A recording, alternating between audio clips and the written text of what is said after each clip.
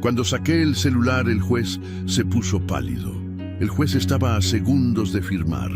Vi la pluma moverse sobre el escritorio de caoba oscura. Vi a mi hijo Mauricio apretar la mano de su esposa Natalia bajo la mesa. Vi la sonrisa contenida en la esquina de sus labios, esa que intentaba ocultar tras una máscara de preocupación filial. Si esa firma salía, si la tinta negra tocaba ese documento, él tendría control total de mi casa en una colonia residencial al norte de Querétaro, de mis cuentas bancarias con 2.300.000 pesos, de mis inversiones, de mi vida entera. La sala del juzgado familiar en Querétaro olía a papel viejo y aire acondicionado demasiado frío. El reloj de pared marcaba las 4:17 de la tarde, pero antes que la tinta tocara el papel, saqué el celular del bolsillo interior de mi saco, y fue ahí cuando el rostro del juez cambió de color. Su mano se detuvo en el aire. Sus ojos pasaron de la pluma a mi teléfono, del negro de la tinta al azul de la pantalla encendida. Antes de continuar, suscríbanse al canal y díganos en los comentarios desde dónde nos están escuchando. Mi nombre es Francisco Roldán. Tengo 72 años, pero nada de lo que estaban a punto de presenciar comenzó en ese tribunal. Ni siquiera empezó el día que recibí la notificación judicial con sellos oficiales y papel membretado del juzgado familiar. Todo comenzó exactamente 3 semanas antes, un martes por la mañana, cuando mi hijo apareció en mi casa sin avisar. Mauricio tiene 43 años. Usa trajes que cuestan más de lo que gana. Conduce un BMW que todavía está pagando. Y ese martes llegó con Natalia, su esposa de 38 años, quien cargaba una carpeta de piel negra bajo el brazo. «Papá, necesitamos hablar», dijo mientras se sentaba en el sillón de la sala sin que yo lo invitara a pasar. El sol entraba por las ventanas que dan al jardín.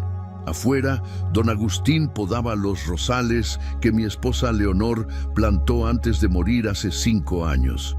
El olor a tierra húmeda y flores cortadas entraba con la brisa. «¿De qué quieren hablar?», pregunté, aunque algo en mi estómago ya me advertía que no me gustaría la respuesta. Natalia abrió la carpeta. Sacó varios documentos impresos con gráficas y números. «De tu patrimonio», respondió ella con esa voz profesional que usa cuando quiere parecer eficiente. «De tu futuro, de proteger lo que has construido». Mauricio se inclinó hacia adelante con los codos sobre las rodillas. «Papá, has trabajado toda tu vida. Construiste una empresa textil desde cero, la vendiste bien, tienes propiedades, inversiones». Hizo una pausa. «Pero, ¿qué pasaría si algo te sucediera?». «Tengo un testamento», respondí.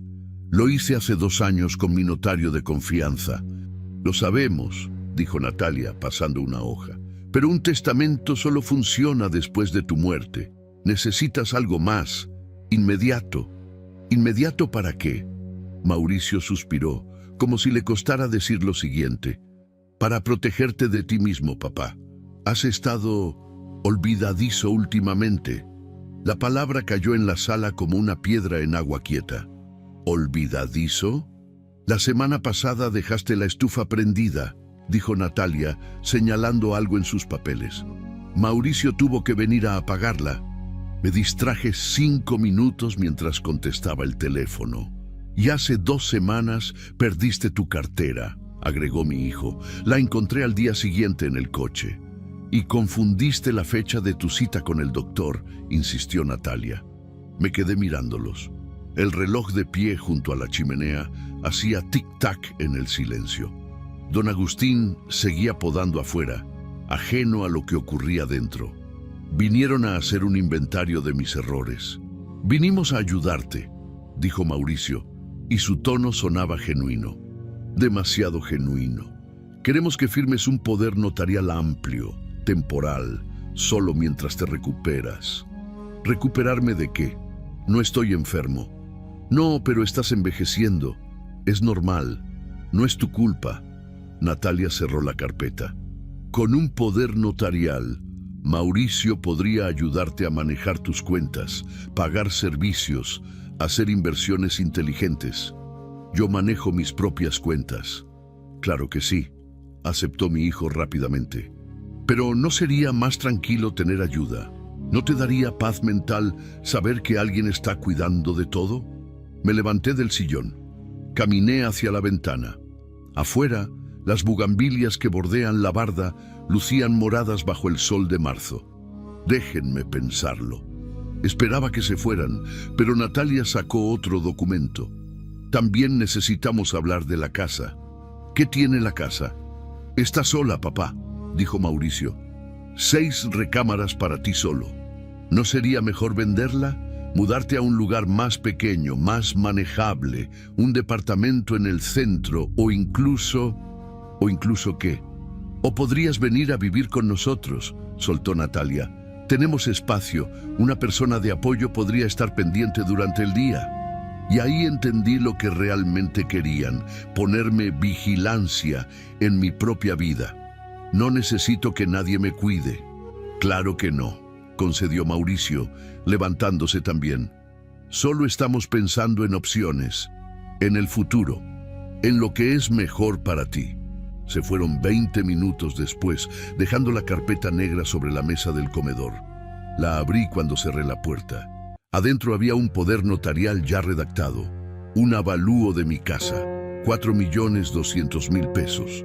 Estados de cuenta bancarios que yo nunca les había mostrado, una proyección de mis gastos mensuales para los próximos 5 años y una nota médica del doctor Villalobos, internista del hospital privado de la ciudad, fechada una semana atrás, después de mi última consulta de rutina. La nota decía: paciente de 72 años, presenta signos compatibles con deterioro cognitivo leve. Se recomienda evaluación neuropsicológica. Yo nunca había visto esa nota antes. Llamé al doctor Villalobos esa misma tarde. Don Francisco, ¿en qué puedo ayudarlo? Doctor, tengo aquí una nota médica suya que menciona deterioro cognitivo. Hubo un silencio breve al otro lado de la línea. Ah, sí. Su hijo me llamó preocupado después de su consulta. Me preguntó sobre sus respuestas en las preguntas de rutina que hago. Le expliqué que a veces la edad... ¿Qué preguntas? Las normales. Fecha, año, nombre del presidente. Usted contestó todo bien, pero se tomó unos segundos para recordar el día exacto del mes. ¿Y eso es deterioro cognitivo? No, don Francisco. Por eso puse signos compatibles. Es solo una observación de rutina. No significa diagnóstico. Colgué el teléfono con la mano temblando. No de miedo, de rabia. Esa noche no dormí. Me quedé en mi estudio, mirando la carpeta negra, conectando los puntos que mi hijo había dejado cuidadosamente dispersos. Al día siguiente, Mauricio llamó. «Papá, ¿pensaste en lo que te propusimos?» «Sí». «¿Y?»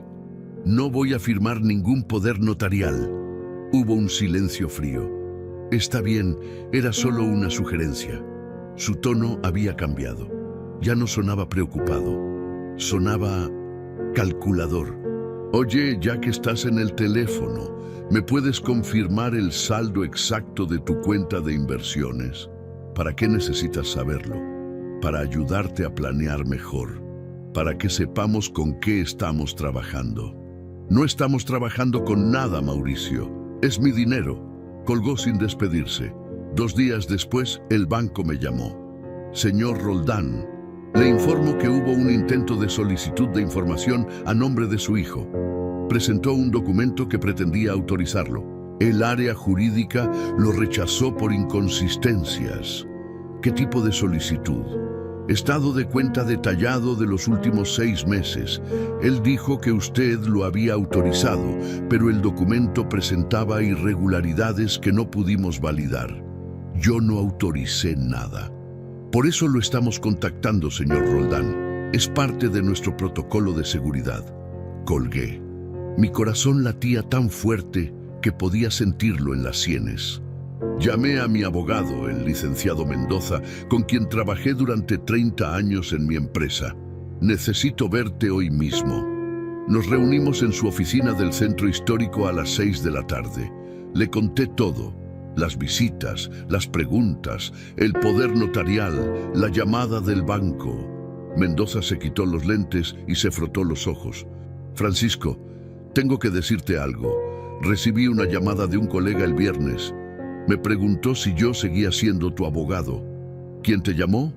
El licenciado Vargas. Es especialista en derecho familiar, en medidas de apoyo. La expresión cayó entre nosotros como un yunque. ¿Medidas de apoyo? Es un proceso legal donde se declara a una persona que necesita ayuda para tomar sus propias decisiones.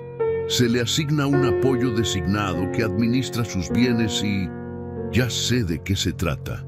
¿Me estás diciendo que mi hijo está intentando...? No lo sé con certeza, pero la llamada fue extraña. Me preguntó sobre tu salud mental, sobre si habías mostrado signos de confusión, sobre tu capacidad para manejar tu patrimonio. ¿Y qué le dijiste? Que estabas perfectamente bien, que eres más lúcido que la mitad de mis clientes de 40 años. Mendoza volvió a ponerse los lentes. Pero Francisco, si están considerando esto, necesitas prepararte. ¿Cómo?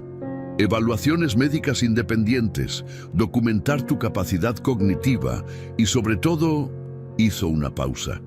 Descubrir exactamente qué están planeando. Salí de su oficina cuando el sol ya se estaba poniendo. Las luces amarillas del centro se encendían una por una. Los vendedores ambulantes empezaban a guardar sus puestos. Conduje de regreso a mi casa con las manos apretadas en el volante. Y fue entonces, al llegar y encontrar un sobre Manila pegado en mi puerta con cinta adhesiva, cuando supe que ya no era solo sospecha, era real. Abrí el sobre. Adentro había una citación. Juzgado Familiar de Querétaro, expediente 472-2024.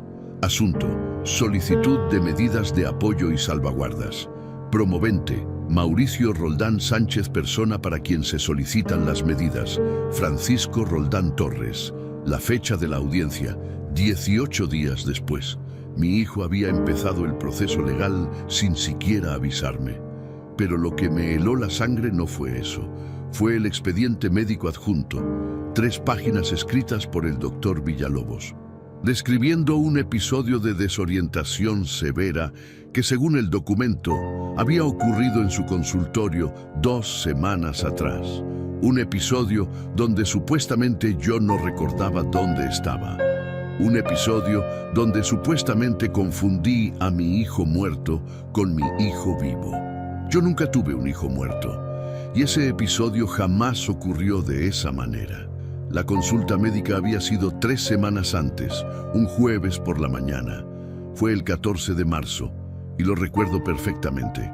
Ese día era el cumpleaños de Leonor. Habría cumplido 68 años. Cada año, ese día, voy al panteón a llevarle rosas blancas. Pero antes había agendado mi chequeo de rutina con el doctor Villalobos. El consultorio olía a desinfectante y café recién hecho. La recepcionista me hizo pasar a las 9:15. El doctor me recibió con su habitual amabilidad, revisó mi presión arterial, escuchó mi corazón, pidió los análisis de sangre de siempre y entonces empezó con las preguntas. Don Francisco, ¿qué día es hoy? Jueves. ¿Qué fecha? Tuve que pensar un segundo. 14 de marzo. ¿Y el año? 2024. ¿Quién es el presidente de México? Respondí sin vacilar. Perfecto, dijo el doctor, anotando algo en su computadora. ¿Puede decirme los meses del año al revés? Eso me pareció extraño. En 28 años de consultas nunca me había pedido eso. ¿Perdón? Los meses, de diciembre a enero. Lo hice. Me trabé una vez entre julio y junio, pero lo corregí inmediatamente. El doctor sonrió. Excelente. Ahora le voy a decir 3 palabras y quiero que las repita. Manzana, llave, silla. Manzana, llave, silla. Bien, las recordaremos en un momento. Siguió con el examen físico. Revisó mis reflejos. Me hizo caminar en línea recta. Me pidió que tocara mi nariz con los ojos cerrados. 10 minutos después, mientras escribía la receta de mis medicamentos para la presión, preguntó: «Don Francisco, ¿recuerda las 3 palabras que le dije?». Tuve que concentrarme. Manzana, llave. Me quedé en blanco 2 segundos. Y silla. Perfecto, firmó la receta. Todo está bien. Nos vemos en 6 meses. No le di importancia. Pensé que eran preguntas normales para alguien de mi edad. Pero ahora, con el expediente médico falso en mis manos, entendía todo. Esas preguntas no habían sido rutinarias, habían sido preguntas de tamizaje cognitivo, el tipo de preguntas que pueden usarse como base para documentar sospechas de deterioro. Y yo había caído directo en la trampa. Los días siguientes a recibir la citación judicial fueron los más oscuros que había vivido desde la muerte de Leonor. Mauricio no volvió a llamar. Natalia tampoco. Era como si hubieran desaparecido, esperando que el proceso legal siguiera su curso sin interferencia. Pero yo no me quedé quieto. Mendoza me consiguió citas con 2 neuropsicólogos diferentes. Ambos me hicieron evaluaciones exhaustivas, pruebas de memoria, de atención, de razonamiento, 3 horas cada una. Los resultados fueron idénticos: capacidad cognitiva normal para mi edad, sin signos de deterioro, sin evidencia de demencia o confusión. «Francisco», me dijo el doctor Montes después de la segunda evaluación, «tu mente está tan clara como la de alguien de 50 años.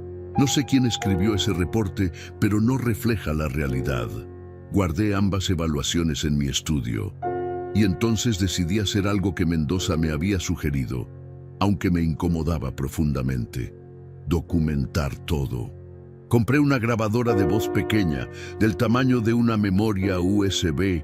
La llevaba siempre en el bolsillo de mi camisa, porque tenía la sospecha de que Mauricio y Natalia volverían. Y cuando lo hicieran, yo estaría listo. Volvieron 6 días antes de la audiencia. Llegaron un viernes por la tarde, sin avisar, como si mi casa fuera la suya. «Papá, venimos a ver cómo estás», dijo Mauricio entrando directo a la sala. Natalia traía una charola con comida: pollo rostizado, arroz, frijoles. «Pensamos que tal vez no habías comido bien», explicó ella dirigiéndose a la cocina. «Nos preocupa que estés solo aquí». «Como perfectamente bien», dije.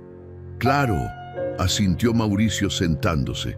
«Pero igual, no está de más cuidarte un poco, sobre todo ahora que…». Dejó la frase flotando en el aire. «¿Ahora que qué?». «Ahora que tienes esta situación legal pendiente». La grabadora estaba encendida en mi bolsillo. «Una situación que tú iniciaste. Para protegerte, papá, ya lo hablamos. Necesitas ayuda, lo quieras admitir o no». Natalia regresó de la cocina. Empezó a poner la mesa como si viviera ahí. Sacó platos, cubiertos, servilletas de tela que Leonor había bordado. «Mauricio», dijo ella mientras servía el arroz, «¿le contaste a tu papá sobre la casa de San Miguel?». «¿Qué casa?», pregunté. Mi hijo se inclinó hacia adelante. Sus ojos brillaban con esa intensidad que siempre aparece cuando habla de dinero. «Hay una propiedad en venta, San Miguel de Allende. 2 recámaras, terraza, vista a la parroquia, 1.800.000 pesos. Es una inversión increíble. No estoy interesado en comprar propiedades en San Miguel». «No es para ti», aclaró Natalia.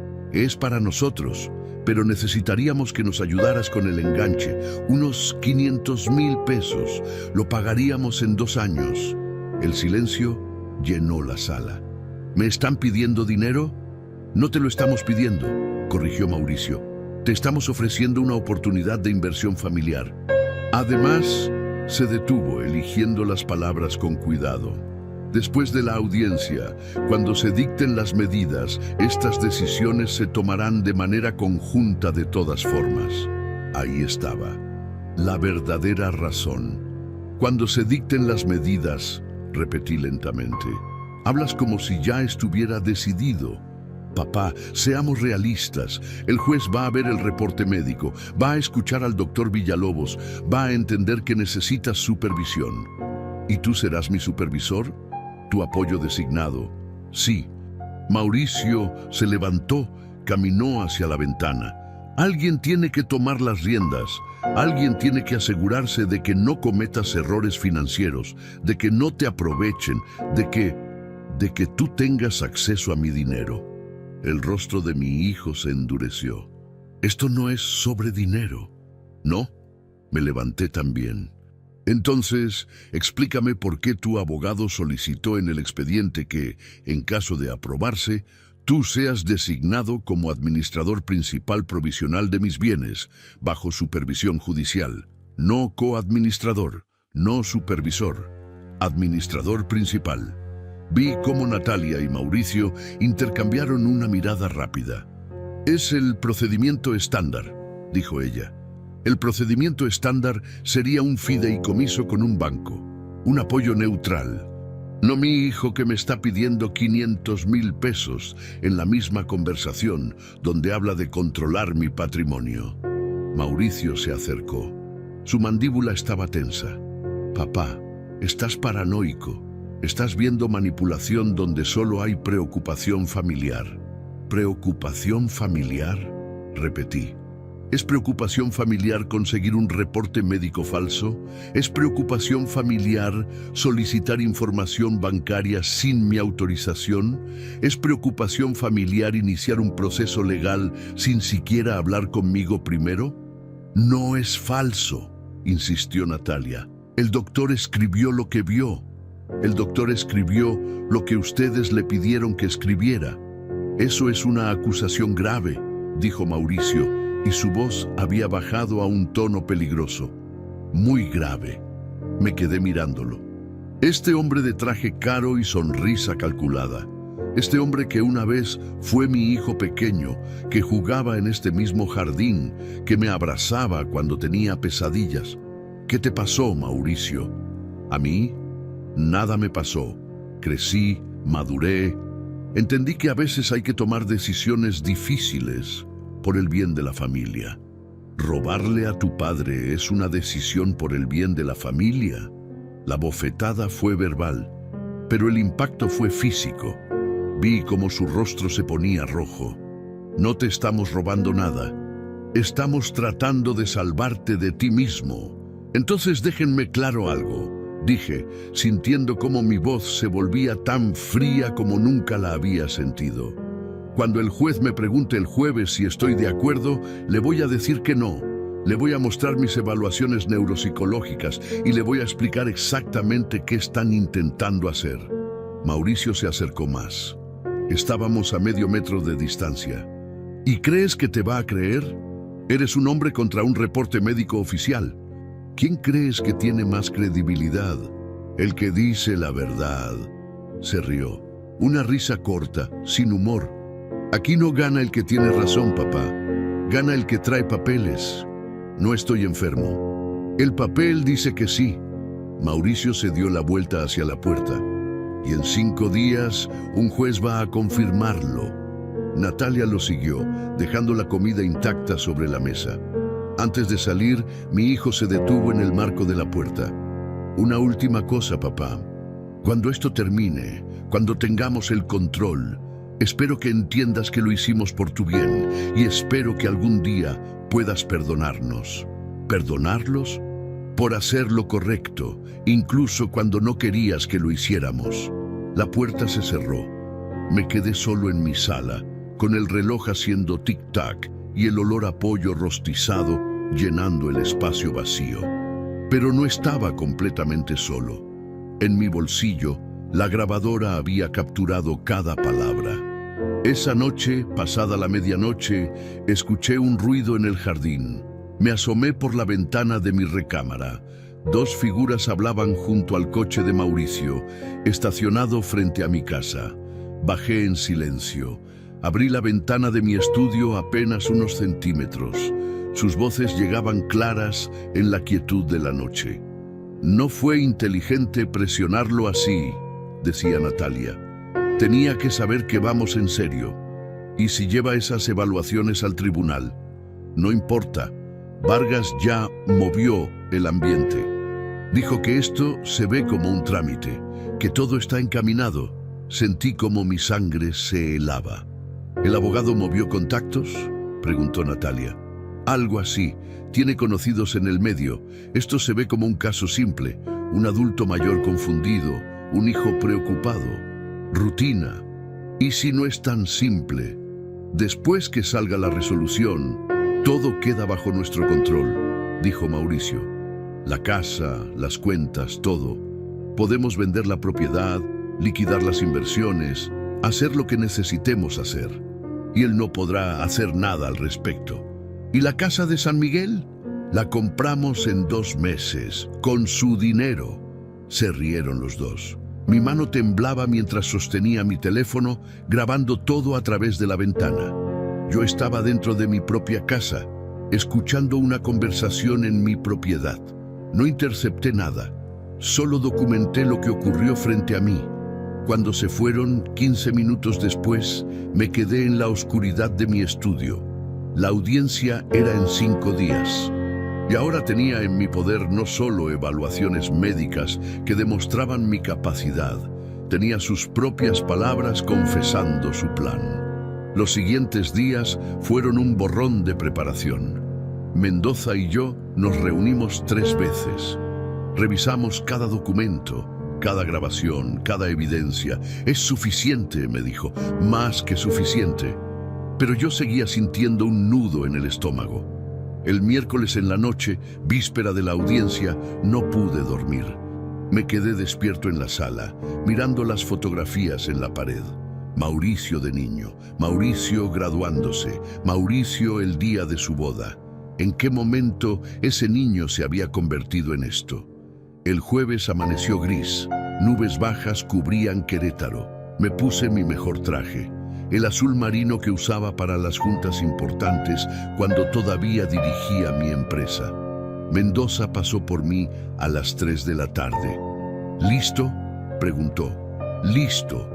Pero mientras conducíamos hacia el juzgado familiar, mientras veía las calles de mi ciudad pasar por la ventana, solo podía pensar en una cosa. En pocas horas, mi hijo intentaría quitarme todo, y yo tendría que probarle a un juez que mi propia familia estaba mintiéndole al sistema para robarme. El coche se detuvo frente al edificio de gobierno. Subimos las escaleras, y cuando entré a la sala de audiencias, vi a Mauricio y Natalia ya sentados en su lado de la sala. Mi hijo me miró y sonrió. La sala olía a madera vieja y miedo contenido. El juez Estrada entró exactamente a las 4 de la tarde.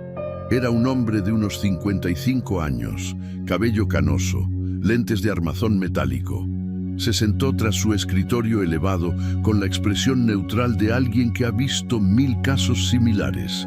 Expediente 472/2024, anunció la secretaria. Solicitud de medidas de apoyo y salvaguardas. Promovente, Mauricio Roldán Sánchez. Persona para quien se solicitan las medidas, Francisco Roldán Torres. Persona para quien se solicitan las medidas. Las palabras sonaban como una sentencia médica. El licenciado Vargas, abogado de mi hijo, se puso de pie. Llevaba un traje gris impecable y una corbata azul marino. En sus manos sostenía una carpeta gruesa. Señoría, represento al promovente Mauricio Roldán Sánchez, quien con profundo dolor, pero con sentido de responsabilidad filial, se ve en la necesidad de solicitar medidas de apoyo para su padre, el señor Francisco Roldán Torres. Me mordí la lengua. Profundo dolor, responsabilidad filial. El juez asintió. Proceda. Vargas abrió su carpeta. Sacó el primer documento. Don Francisco es un adulto mayor. Es viudo desde hace 5 años. Vive solo en una casa de 6 recámaras, en una colonia residencial al norte de Querétaro. Maneja un patrimonio considerable que incluye propiedades valuadas en más de 4 millones de pesos, cuentas bancarias con más de 2.300.000 pesos e inversiones diversas. El juez tomaba notas. En los últimos 6 meses, señoría, mi representado ha observado un deterioro progresivo en las capacidades cognitivas de su padre. Episodios de olvido, confusión temporal, desorientación espacial. ¿Tiene documentación médica?, preguntó el juez. Sí, señoría. Vargas entregó el expediente del doctor Villalobos. El informe del doctor Villalobos, internista certificado del hospital privado de la ciudad, quien ha sido el médico tratante de don Francisco durante años. Vi cómo el juez leía. Sus ojos se movían de línea en línea. De vez en cuando fruncía el ceño. Mauricio estaba sentado junto a su abogado, con las manos cruzadas sobre la mesa. Natalia a su lado, con su mejor vestido negro y un collar de perlas. La imagen perfecta de la familia preocupada. El reporte menciona un episodio específico, dijo el juez, donde el señor Roldán supuestamente confundió a su hijo vivo con un hijo fallecido.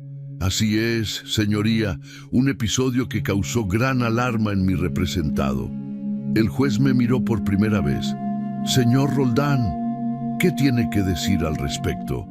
Mendoza me había preparado para esto. Mantén la calma. Responde con claridad. No muestres emoción excesiva. Me puse de pie. Ese episodio nunca ocurrió, señoría. Yo nunca tuve un hijo fallecido. Solo tengo un hijo, Mauricio, y jamás lo confundí con nadie. El doctor Villalobos lo documentó, intervino Vargas. El doctor Villalobos documentó una mentira, dije, y mi voz sonó más firme de lo que esperaba. ¿O fue engañado para documentarla? El juez levantó la mano.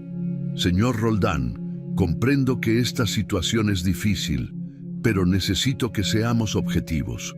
Hojeó más páginas del expediente.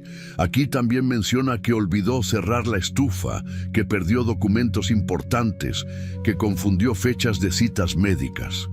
Olvidar apagar la estufa 5 minutos no es demencia, señoría. Perder una cartera y encontrarla al día siguiente no es deterioro cognitivo. Confundir una fecha no me hace incapaz de manejar mi vida. ¿Pero estos eventos ocurrieron?, preguntó el juez. Tuve que respirar profundo. Ocurrieron. Como le ocurren a cualquier persona de cualquier edad, pero están siendo magnificados y distorsionados para crear una narrativa falsa. Vargas sonrió levemente. Era la sonrisa de alguien que sabe que está ganando. Señoría, es precisamente esto lo que nos preocupa. El señor Roldán no puede ver su propia condición. La falta de conciencia sobre el deterioro es, de hecho, uno de los síntomas principales. El juez asintió. Mala señal. ¿El señor Roldán ha sido evaluado por otros especialistas? Mendoza se puso de pie por primera vez. Sí, señoría. Licenciado Mendoza, representando al señor Francisco Roldán. Tenemos 2 evaluaciones neuropsicológicas independientes realizadas en las últimas 2 semanas. Entregó las carpetas con las evaluaciones. El juez las abrió. Leyó la primera página de cada una. Ambas indican capacidad cognitiva normal, observó. Exactamente, señoría. Realizadas por especialistas certificados.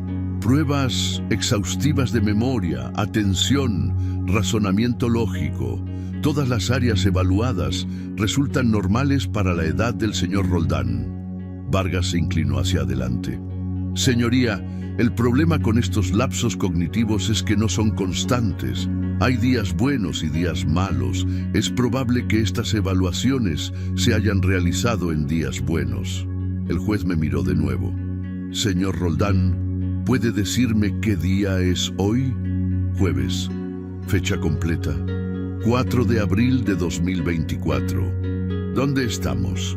El juzgado familiar de Querétaro, en un edificio de gobierno del centro. ¿Puede restarme de 100 de 7 en 7? 93, 86, 79, 72, 65. El juez asintió. aparentemente satisfecho, pero Vargas no había terminado. Señoría, nuevamente, estos son momentos de lucidez. El señor Roldán puede responder bien ahora, en un ambiente controlado, consciente de que está siendo evaluado. Pero en su día a día, sin supervisión, los riesgos son reales. ¿Qué riesgos específicos?, preguntó el juez. Riesgos financieros. Don Francisco maneja sumas considerables, sin la capacidad de evaluar correctamente inversiones, contratos o propuestas. Podría ser víctima de fraude. Podría tomar decisiones que afecten no solo su patrimonio, sino su bienestar futuro. La ironía era tan gruesa que casi podía tocarla. Mi hijo, quien planeaba robarme, argumentando que necesitaba protegerme de ser robado. Además, continuó Vargas, está el riesgo físico. Una persona con deterioro cognitivo que vive sola, maneja un vehículo, opera electrodomésticos. Los peligros son evidentes. El juez cerró los expedientes, se quitó los lentes, los limpió con un pañuelo. El silencio en la sala era absoluto. Podía escuchar el zumbido de las lámparas fluorescentes en el techo. «Señor Roldán», dijo finalmente el juez, «entiendo su posición y veo que tiene evaluaciones que respaldan su capacidad cognitiva, pero también tengo un reporte médico de su doctor de confianza que documenta episodios preocupantes». Mi corazón empezó a latir más rápido. El doctor Villalobos lleva años tratándolo, lo conoce bien y su preocupación parece genuina. «Señoría», intenté hablar. «Además», continuó el juez, «su hijo está aquí, su única familia directa, alguien que tiene todo el derecho y la obligación de velar por su bienestar». Vi cómo Mauricio apretaba la mano de Natalia bajo la mesa. «En casos como estos», dijo el juez, volviendo a ponerse los lentes, «donde hay evidencia médica de preocupación, donde hay familia directa solicitando intervención, donde hay un patrimonio considerable que requiere protección». Hizo una pausa. Mi respiración se había vuelto superficial. El principio de precaución debe prevalecer. Mendoza se tensó a mi lado. El juez extendió la mano. La secretaria le pasó un documento. «Voy a dictar medidas provisionales de apoyo», anunció, «por un periodo acotado, durante el cual se realizarán evaluaciones adicionales y se monitoreará la situación». No. «Durante este periodo», continuó el juez, «se designará un apoyo provisional con facultades limitadas, sujetas a revisión». «Señoría», la voz de Mendoza sonó más fuerte de lo permitido, «solicito la palabra antes de que se tome una decisión final». El juez lo miró con irritación. «Licenciado Mendoza, he escuchado los argumentos de ambas partes, pero hay evidencia adicional que no ha sido presentada.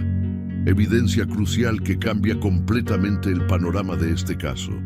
Vargas se puso de pie. «Señoría, esto es una táctica dilatoria. Si el licenciado tenía evidencia, debió presentarla al inicio». «La evidencia es reciente», insistió Mendoza, «y es absolutamente relevante para determinar las verdaderas motivaciones detrás de esta solicitud». El juez suspiró. Miró el reloj de pared. Eran las 4:40. «Tiene 5 minutos, licenciado Mendoza, pero esta es su última oportunidad». Mendoza me miró. Asentí. Llegó el momento. El juez tomó su pluma. La posicionó sobre el documento de medidas provisionales. Vi a Mauricio inclinarse ligeramente hacia adelante en su silla. Vi a Natalia sonreír casi imperceptiblemente.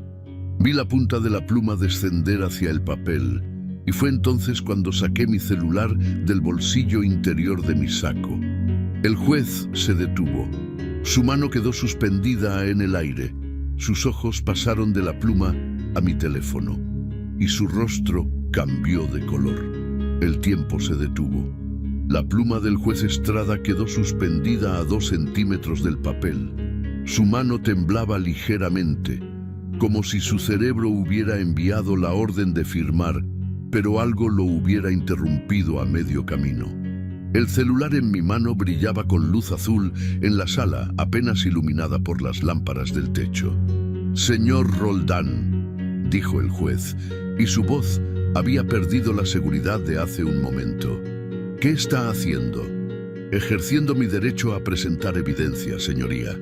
Mauricio se había puesto rígido en su silla. Sus nudillos estaban blancos de apretar los puños. Natalia se inclinó hacia su oído y susurró algo que no alcancé a escuchar. Vargas se puso de pie de inmediato. «Señoría, esto es completamente irregular. No se puede introducir evidencia sin previo aviso, sin una verificación mínima de origen y autenticidad». «¿Le preocupa la autenticidad, licenciado?», preguntó Mendoza con calma. «¿O le preocupa lo que contiene la evidencia?». El juez dejó la pluma sobre el escritorio. El sonido del metal contra la madera resonó en el silencio. «Explíquese, señor Roldán». Respiré profundo. Mis manos ya no temblaban. Después de días de preparación, de ensayo mental, de imaginar este momento, finalmente había llegado. «Señoría, hace 6 días, mi hijo y su esposa vinieron a visitarme. Llegaron sin avisar, con comida, con sonrisas, con preocupación aparente».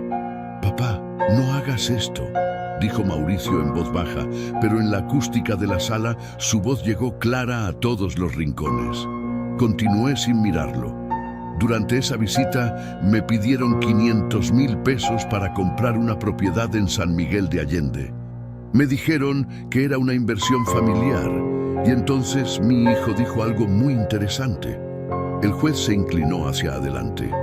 «¿Qué dijo?». Dijo, y cito textualmente: «Después de la audiencia, cuando se dicten las medidas, estas decisiones se tomarán de manera conjunta de todas formas». Vargas abrió la boca para objetar, pero el juez levantó la mano. «¿Está diciendo que su hijo asumió que las medidas serían aprobadas antes de la audiencia?». «No solo lo asumió, señoría, lo planeó, lo orquestó y lo confesó». «Esto es ridículo», estalló Mauricio poniéndose de pie. «Estás distorsionando mis palabras». El juez dio un golpe seco sobre el escritorio. «Señor Roldán, siéntese, tendrá oportunidad de responder». Mauricio se dejó caer en su silla. Su rostro estaba rojo, las venas de su cuello marcadas. «Continúe, don Francisco», dijo el juez. «Esa conversación está grabada en su totalidad en este teléfono. Pero hay más, señoría, mucho más». Deslicé mi dedo por la pantalla. Mostré la lista de archivos de audio. 9 grabaciones, fechas, horas, duración. Después que mi hijo y su esposa se fueron esa noche, escuché ruido afuera de mi casa. Eran ellos, hablando junto a su coche. Pensaban que yo estaba dormido. El silencio en la sala se había vuelto denso, pesado, como si el aire mismo estuviera conteniendo la respiración. «¿Y qué escuchó?», preguntó el juez. Miré a Mauricio directamente a los ojos por primera vez desde que entramos a la sala. Escuché a mi hijo decir que su abogado ya había movido el ambiente, que esto se veía como un trámite, que todo estaba encaminado, que después de las medidas todo quedaría bajo su control, la casa, las cuentas, todo, que podrían vender las propiedades, liquidar las inversiones, hacer lo que necesitaran hacer, y que yo no podría hacer nada al respecto. El rostro de Vargas había perdido todo color. «Señoría, esto es una acusación infame sin fundamento. Esta conversación supuesta, en caso de existir, podría haber sido malinterpretada, sacada de contexto». «¿Quiere escucharla?», pregunté. La pregunta quedó flotando en el aire. El juez Estrada se quitó los lentes lentamente. Los dejó sobre su escritorio. Se frotó el puente de la nariz con 2 dedos. «Licenciado Vargas», dijo finalmente, y su voz había cambiado por completo. Ya no sonaba imparcial, sonaba frío. «¿Es cierto que usted se comunicó conmigo antes de esta audiencia?». «Señoría, yo hablé con su secretaria para verificar horarios y... ¿Hablamos usted y yo sobre este caso antes del día de hoy?». El silencio de Vargas fue toda la respuesta necesaria. Responda la pregunta, licenciado.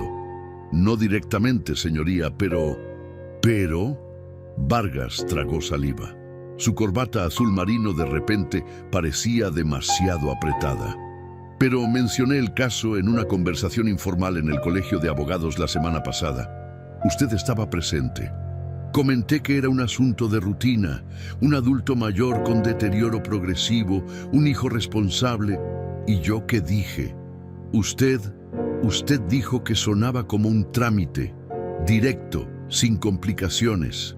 El juez cerró los ojos. Cuando los abrió, había algo parecido a furia contenida en ellos. Licenciado Vargas, ¿entiende usted la gravedad de lo que acaba de admitir? Señoría, yo no intenté influir en... ¡Silencio! Volvió a golpear el escritorio imponiendo silencio. Señor Roldán, ¿esa conversación entre su hijo y su nuera también está grabada? Sí, señoría, palabra por palabra. Mauricio se había hundido en su silla. Natalia miraba al suelo, sus manos apretadas sobre su regazo. El juez respiró profundamente. Muy bien, vamos a escuchar esas grabaciones, todas, y dependiendo de lo que contengan, este caso puede tomar un rumbo muy diferente. Vi cómo el expediente médico de Villalobos quedaba olvidado a un lado del escritorio. Vi cómo la pluma con la que el juez estaba a punto de firmar mis medidas de apoyo ahora estaba lejos del papel. Vi cómo las evaluaciones neuropsicológicas que Mendoza había presentado ahora cobraban un nuevo peso. Mendoza conectó mi teléfono a una bocina portátil que había traído. La colocó sobre la mesa frente al juez. Primera grabación, anunció. Viernes 29 de marzo, 3:40 de la tarde, interior de la casa del señor Roldán. Mi dedo se posicionó sobre el botón de reproducción. Mauricio cerró los ojos. Natalia dejó de respirar. Y el juez Estrada, el hombre que 60 segundos antes estaba a punto de darle a mi hijo control total sobre mi vida, se inclinó hacia adelante con las manos entrelazadas. Adelante, dijo. Presioné play. El sonido de estática llenó la sala por 2 segundos. Y entonces, clara como el agua, salió la voz de Mauricio. Papá, has trabajado toda tu vida. ¿Pero qué pasaría si algo te sucediera? La grabación continuó reproduciéndose. Mi propia voz respondía, tengo un testamento. Lo hice hace 2 años con mi notario de confianza. Luego la voz de Natalia. Pero un testamento solo funciona después de tu muerte. Necesitas algo más inmediato. El juez escuchaba con los ojos fijos en la bocina. Su expresión era indescifrable, pero sus manos habían dejado de moverse por completo. La conversación seguía, las acusaciones de olvidos, la estufa, la cartera, las citas confundidas, y entonces llegó el momento que cambiaría todo. La voz de Mauricio, clara y precisa. Queremos que firmes un poder notarial amplio, temporal, solo mientras te recuperas. Mi voz, ¿recuperarme de qué? No estoy enfermo. Natalia, no, pero estás envejeciendo. Es normal, no es tu culpa. Con un poder notarial, Mauricio podría ayudarte a manejar tus cuentas, pagar servicios, hacer inversiones inteligentes. Detuve la grabación. Como pueden escuchar, señoría, la estrategia era clara desde el principio. Primero intentaron el poder notarial. Cuando me negué, escalaron a este proceso legal. Vargas intentó intervenir. Señoría, una conversación familiar no constituye... Todavía no he terminado, lo interrumpí. Adelanté la grabación hasta el minuto 18. La voz de Mauricio hablando sobre la casa de San Miguel. Necesitaríamos que nos ayudaras con el enganche. Unos 500,000 pesos. Y luego, la frase que lo cambió todo. Después de la audiencia, cuando se dicten las medidas, estas decisiones se tomarán de manera conjunta de todas formas. Mauricio había cerrado los ojos. Su mandíbula estaba tan apretada que podía ver los músculos tensarse bajo su piel. Detuve esa grabación. Segunda grabación, anunció Mendoza. Mismo día, 11:23 de la noche, exterior de la casa del señor Roldán. Esta era la que realmente importaba. Presioné play.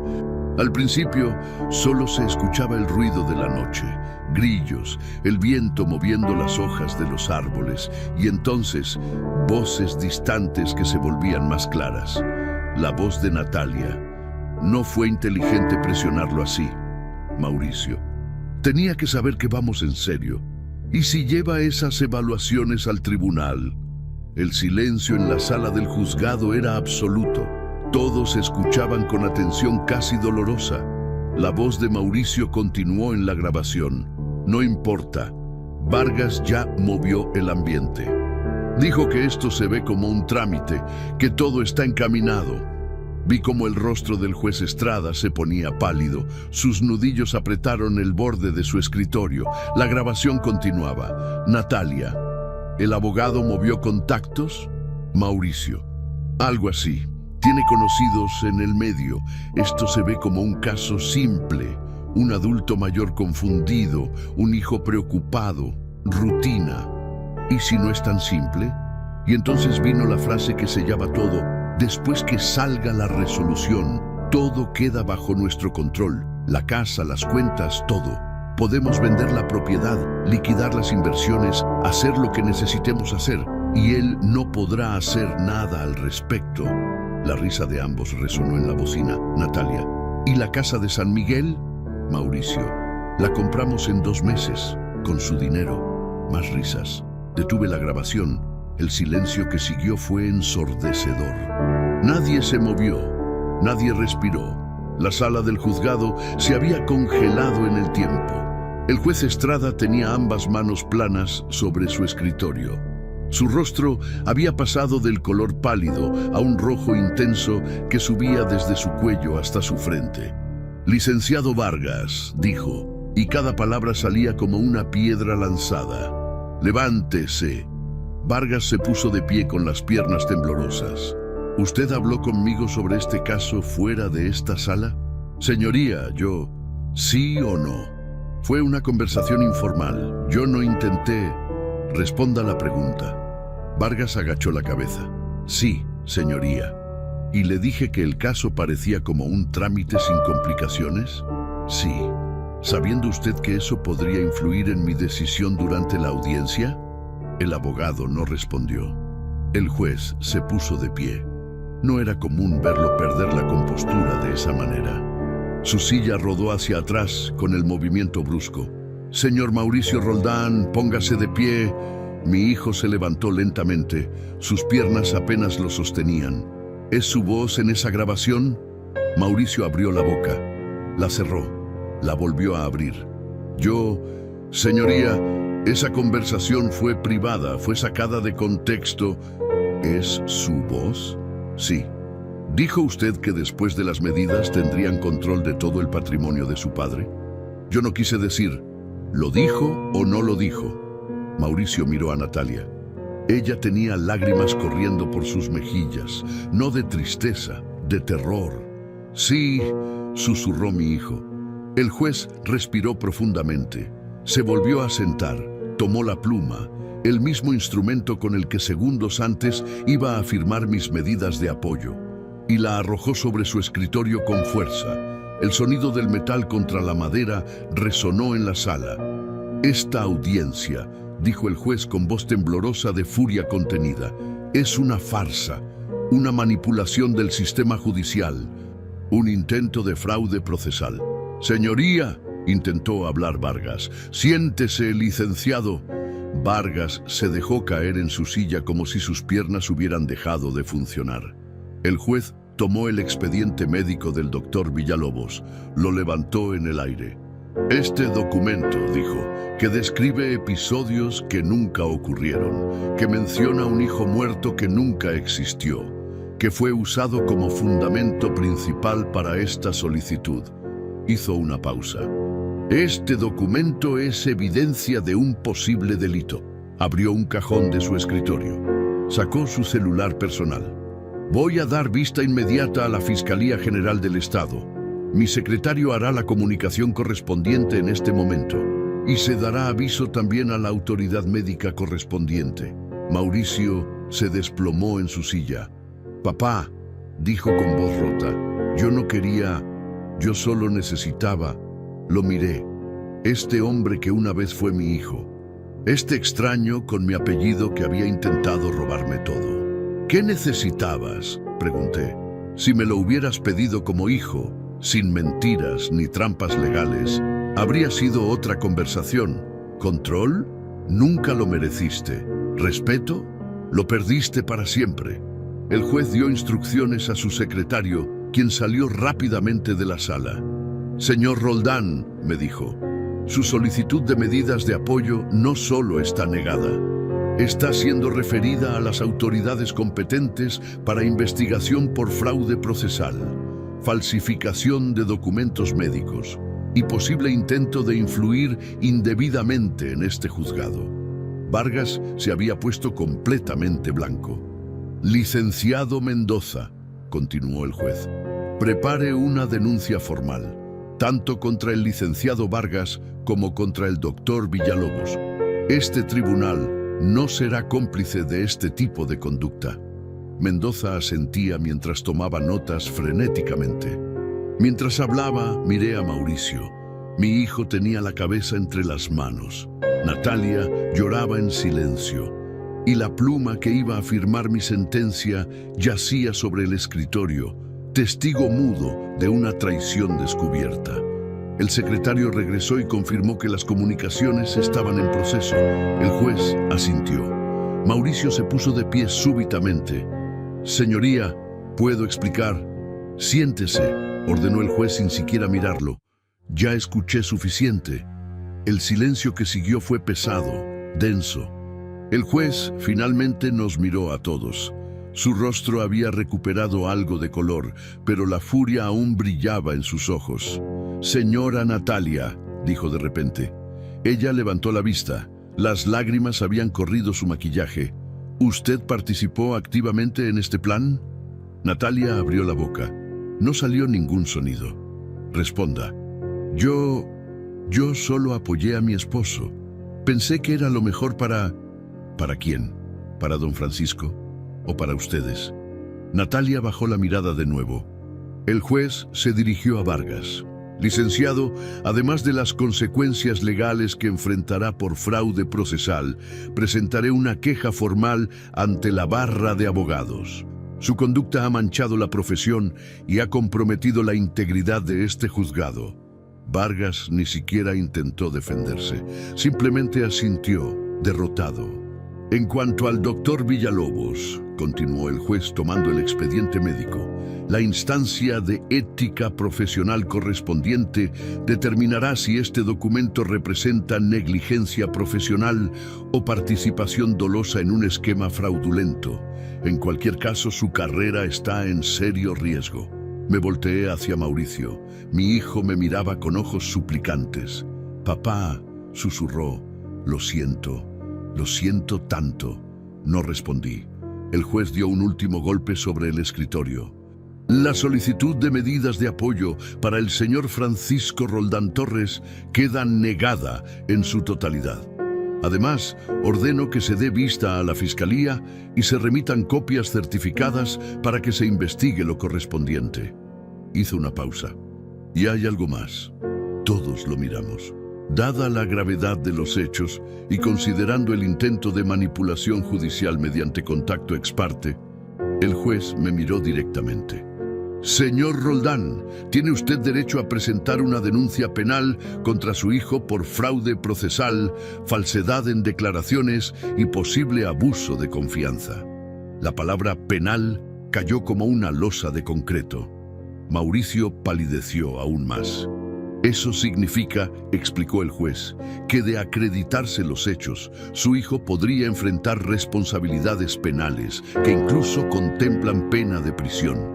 Mauricio intentó acercarse. Papá, por favor, déjame explicarte. No hay nada que explicar, dije. Mi voz sonaba calmada, demasiado calmada. Escuché todo, el juez escuchó todo, ya no quedan palabras. Yo estaba desesperado. Las deudas, el negocio de Natalia que fracasó, los pagos del coche, de la casa. Entonces me hubieras pedido ayuda, como un hijo, no intentado robarme como un extraño. Natalia sollozaba en silencio detrás de él. El juez firmó los documentos oficiales, la negativa de medidas, la orden de investigación, el acta de audiencia.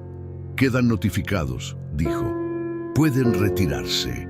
Mendoza recogió nuestros expedientes, guardó mi teléfono con las grabaciones en su maletín. Salimos de la sala. En el pasillo los pasos resonaban contra el piso de mosaico. Mauricio caminaba varios metros detrás de mí, pero no lo suficientemente lejos como para no escuchar cuando se detuvo y dijo: «Papá, espera, por favor». Me detuve. No me volteé. ¿Vas a denunciarme penalmente? La pregunta flotó en el aire frío del pasillo. No lo sé todavía. Soy tu hijo. Entonces sí me volteé. No, un hijo no hace esto. Un hijo no inventa enfermedades. Un hijo no fabrica documentos falsos. Un hijo no planea robarle la dignidad a su padre. Cometí un error. No fue un error, Mauricio. Fue un plan calculado, ejecutado, premeditado. Las lágrimas finalmente brotaron de sus ojos. ¿Entonces qué? ¿Me das la espalda? Después de todo, tú me diste la espalda primero. El día que decidiste que mi dinero valía más que mi libertad. Caminé hacia la salida. Detrás de mí, escuché cómo mi hijo se desmoronaba contra la pared, pero no me detuve. 3 semanas después, estaba sentado en la oficina de mi notario de confianza. «Don Francisco, ¿está seguro de estos cambios?», preguntó mientras revisaba los documentos. «Completamente seguro». El Nuevo Testamento eliminaba a Mauricio como albacea, eliminaba su herencia directa, establecía un fideicomiso donde él recibiría pagos mensuales modestos después de mi muerte, pero nunca tendría acceso al capital. También creé protecciones patrimoniales, un fideicomiso en vida con el banco como administrador, poderes notariales limitados a Mendoza solo para situaciones médicas extremas, cuentas con firmas mancomunadas y supervisión legal. Mauricio nunca podría tocar mi patrimonio sin supervisión legal. La Fiscalía había abierto investigación formal. El doctor Villalobos enfrentaba sanciones de la instancia de ética profesional correspondiente. El licenciado Vargas enfrentó un procedimiento disciplinario ante la autoridad correspondiente y yo seguía viviendo en mi casa de 6 recámaras, solo, pero libre. Mauricio intentó llamarme 14 veces en 3 semanas. No contesté ninguna. Natalia envió una carta de disculpa. No la leí. Una tarde, don Agustín me encontró en el jardín, mirando los rosales de Leonor. «Don Francisco, ¿se encuentra bien?». «Sí, Agustín», solo pensaba. ¿En su hijo? No respondí inmediatamente. Pensaba en que hay pérdidas peores que el dinero, pérdidas que no se pueden recuperar con abogados o jueces o documentos legales. Don Agustín asintió, sabio en su silencio. El sol se ponía sobre Querétaro. Las bugambilias brillaban moradas en la luz del atardecer. Y yo, Francisco Roldán, entendí algo fundamental. Aquel día en el tribunal, cuando saqué mi celular y el juez se puso pálido, cuando las grabaciones sonaron y la verdad salió a la luz, mi hijo no perdió una herencia, no perdió acceso a cuentas bancarias, no perdió control sobre propiedades. Él perdió algo mucho más valioso, perdió el derecho de decidir por mí. Y yo recuperé lo único que realmente importa a cualquier edad: mi dignidad, mi libertad, mi voz.